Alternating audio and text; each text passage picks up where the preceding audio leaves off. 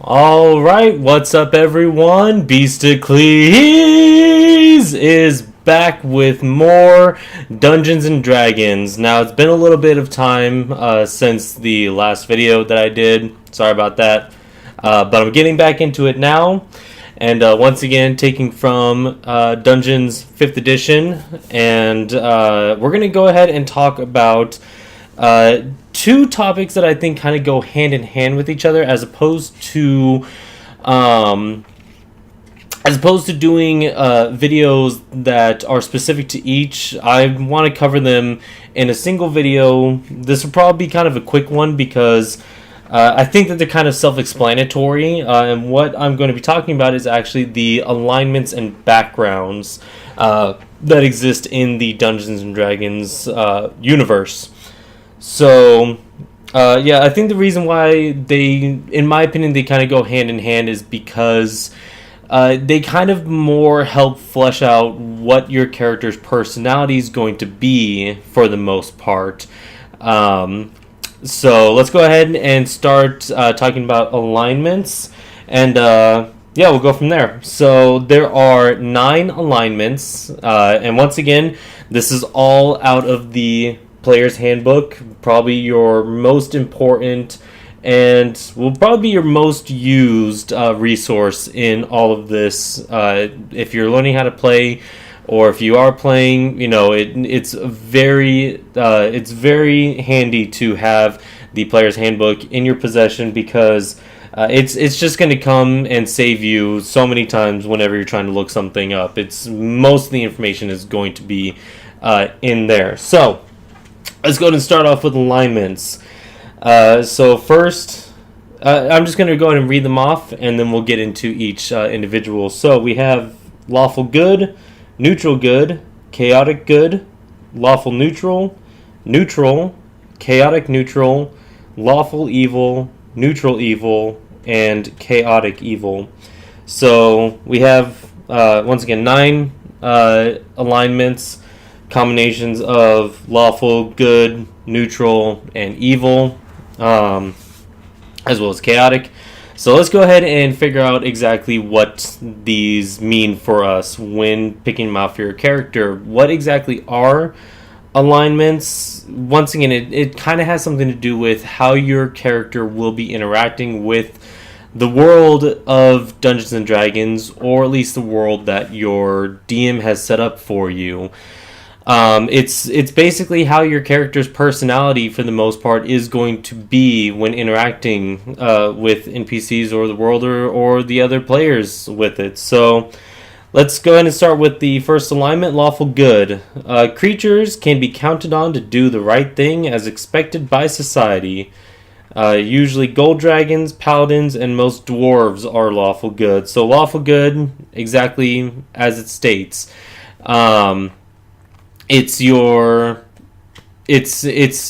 Paladins, probably a lot of clerics will be that type of person. They're the person that can be counted on. You got, basically, for the best one I can think of, is like Superman.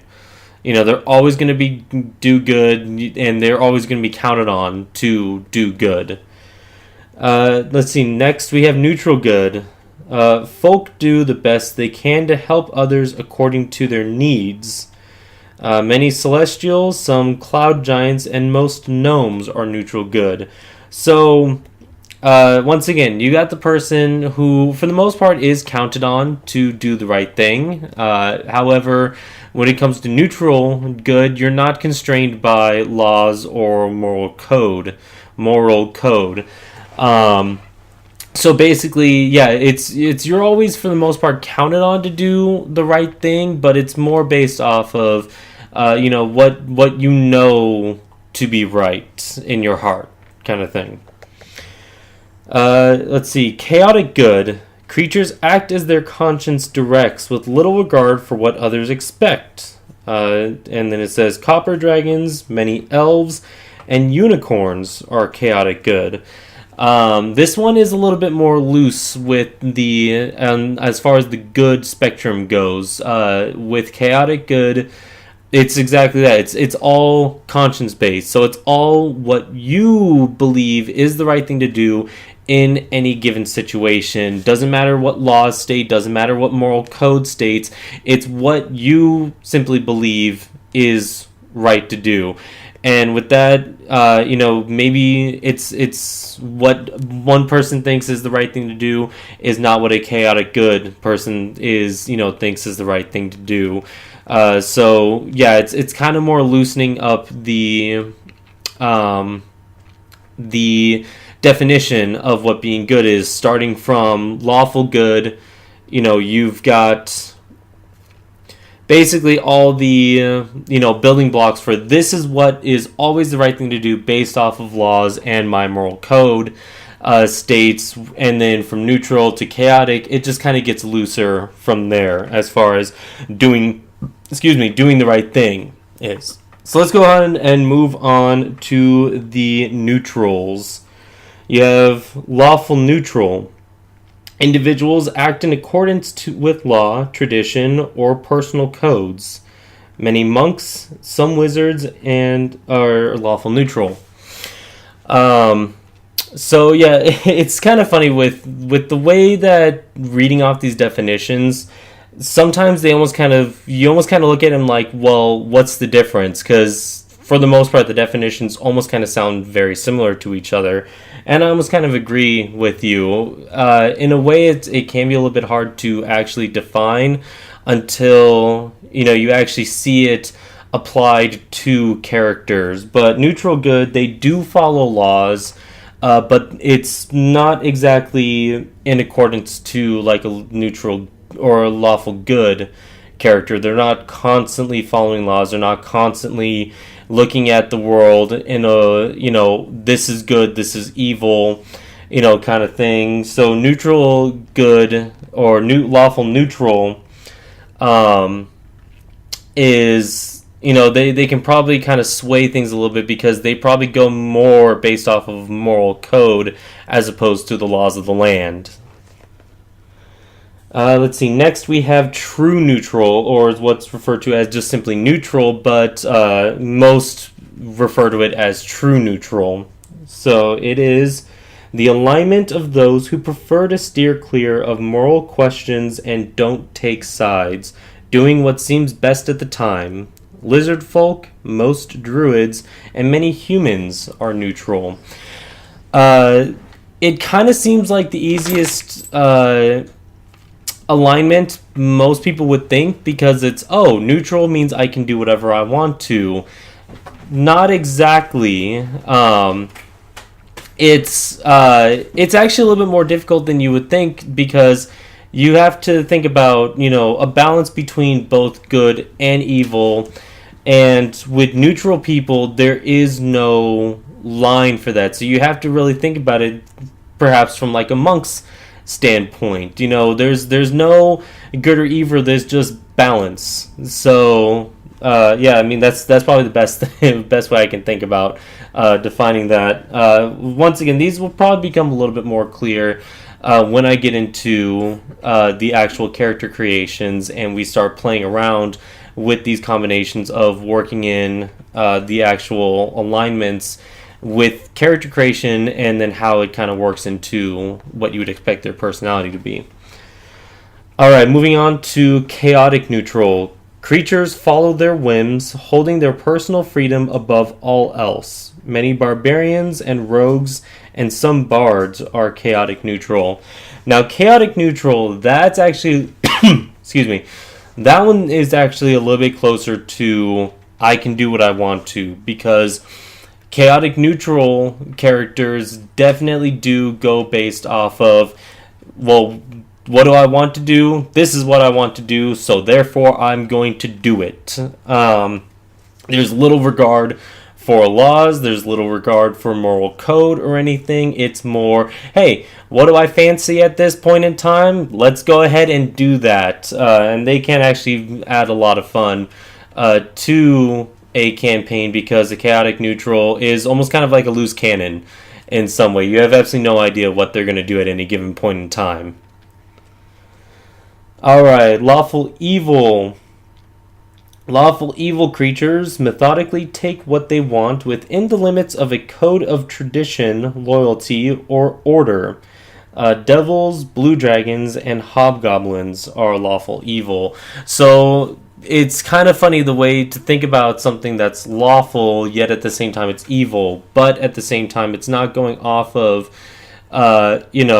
law in the way that a paladin would. Instead, they go more based off of, here's been a set of traditions or a set of code that or guidelines, I guess you could say, that has been put into place, and that's what they follow for the most part. So they do have, in some way, a conscience that tells them that, this is what's right or wrong, and it kind of keeps being evil in check. I guess you could almost say like a good villain, it would probably be lawful good, maybe, or lawful evil. Maybe something like, I have no example off the top of my head of who to put in this place. But yeah, they are under the evil spectrum, but they're probably the better ones to work with, I guess you could say. Neutral evil is the alignment of those who do whatever they can get away with without compassion or qualms. Many drows, some cloud giants, and Yugoloths are neutral evil. So this one kind of takes on the a little bit kind of closer to like a chaotic neutral, where they're going to do what they want, but with neutral evil, they just disregard anything. I guess you could say that neutral evil is probably a little bit more possibly sociopathic in a way. They have, their set mind of, here's what I'm going to do, and I don't care about what society has to say about it. In fact, I'm going to spit in society's face, or I'm going to spit in the face of law as I'm breaking it, basically. So that's kind of what you got with the neutral evil is it's something that, they're going to take what they want, and they're going to look you right in the eye as they do it, and, kind of maybe laugh in your face. Chaotic evil. Creatures act with arbitrary violence, spurred by their greed, hatred, or bloodlust. Demons, red dragons, and orcs are chaotic evil. So this one is basically kind of like your Joker from the Dark Knight. Some people just want to watch the world burn. Chaotic evil, it's they are the evil of evil, basically. They're the blackest of the black times infinity. They are going to do whatever it takes just to, create violence, create blood, create destruction. They're for the most part going to be your, especially in campaigns, they're going to be your big bad enemies most of the time, are chaotic evil. They're just going to do bad no matter what, and they just need to be put down like a mad dog, almost. Alright, so moving on to the other part of what I feel will kind of flesh out your character's personality as you're picking it. These go a little bit longer, or these ones have a little bit heavier definition, so I'm mostly going to read them off.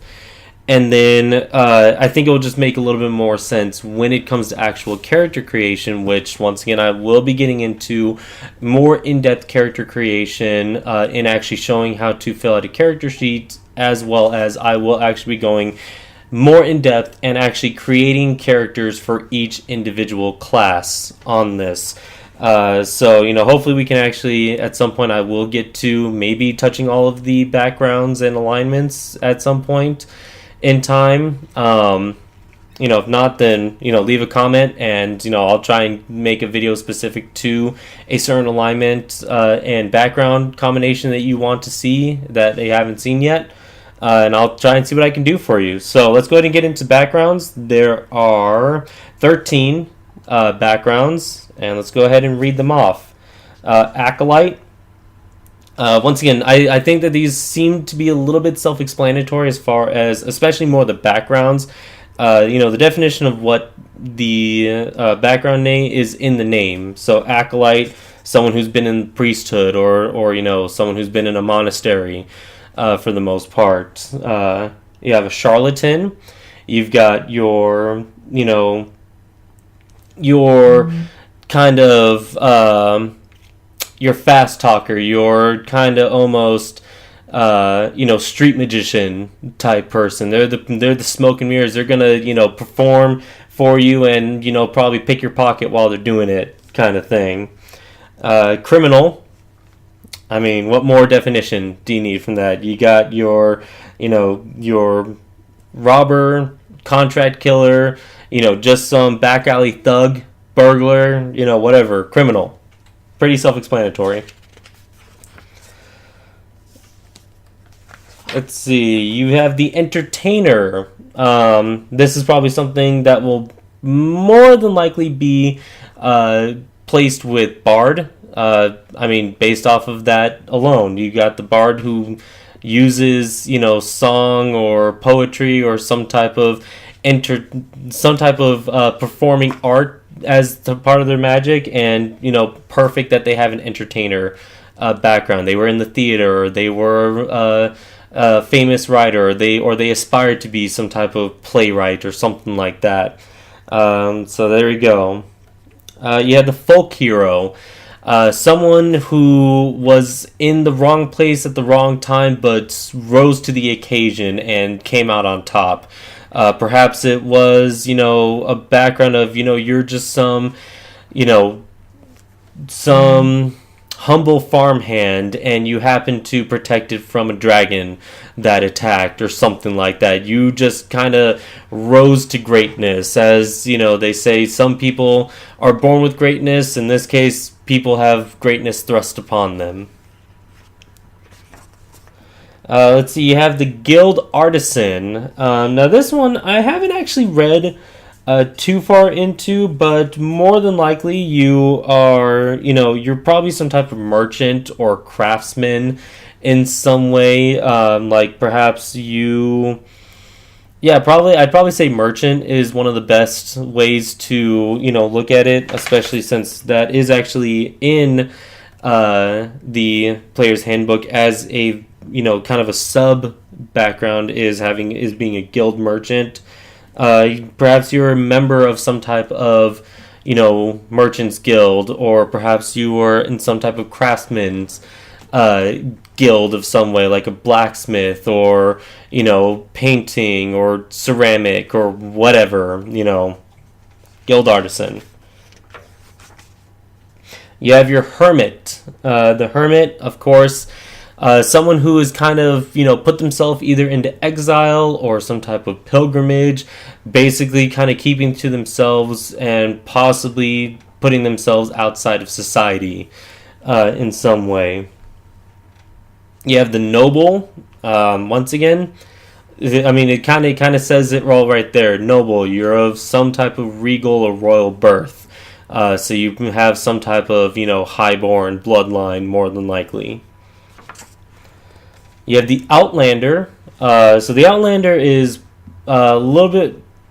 I'd probably say Outlander is probably kind of close to the Hermit in some ways, except it's more or less definitely taken outside of the society part of things. So, Outlander would probably be someone like Aragorn from Lord of the Rings. He lived on the land for most of the time. He didn't really go into, city establishments. He learned to survive for the most part. So there you have your Outlander. Most barbarians, when you're creating those, will be an Outlander because they went in, they lived in nomadic tribes and what have you. Alright, you have the sage. So sages would probably be like your historian, or someone who has dedicated their life to a study of some sort. So, there's your sage. They are, definitely well versed in whatever it is that they decided to study. You have your sailor. So your person, their background, they were on the open seas, or perhaps they were a ship captain or some type of deckhand, or perhaps, they're adventuring because they were marooned, or they lost their ship, or whatever kind of thing. So, you have your sailor. And also there's the soldier. Once again, someone who is, your background was a lot of military life. Perhaps you were born into a military family, or perhaps, you were drafted or something like that at a young age. And finally, we have the urchin. The urchin is kind of like your Aladdin in a way. So, just a street rat, someone who's, survived out in the slums kind of thing, and he's made his way through, urban living in that type of way. So, once again, I decided to put these two topics together because I kind of feel that they almost kind of go a little bit hand in hand in how to work out what type of personality you want your character to have when you're creating them. You don't exactly have to have it. I don't think you have to have it set out of, when I create my character, I want him to have, this alignment and this background, and then you build it. What I always like to do is I like to figure out what my race and my class is going to be. And then from there, I figure out, okay, so knowing this type of race and class, how do I want to have fun with it based off of this type of alignment and then having this type of background? For the most part, if you were to do a simple character build, let's say you were a cleric, so, the simple background would be, he was an acolyte, or she, whichever you're creating it, he or she was an acolyte. So they studied under the priesthood and became a cleric, and spent their life devoting their deity. So with that, they take on the lawful good because they uphold the laws of that that their deity dictates, or that their domain falls under. So something like that. But it also goes so far as to remember that, and I can't stress this enough if I haven't already mentioned it in a number of my videos so far, is, once again, D&D is a role-playing game. So you actually, it's not so much for me, it's not so much actually just creating a character and playing a character. It's more creating a character and then becoming that character, and actually acting out that character. So when you're creating that character and you're giving it an alignment and a background, it's not enough to just say, they're chaotic neutral and they are a criminal, and then you just kind of just play and whatever kind of thing. It's more, you have to actually show that this character is chaotic neutral. You can't just say, I'm going to do this because I'm chaotic neutral. You actually kind of have to get into it, kind of thing. And I think it'll be made a little bit more clear finally, we're getting to it. The following video is, I'm finally going to go into actually filling out a character sheet.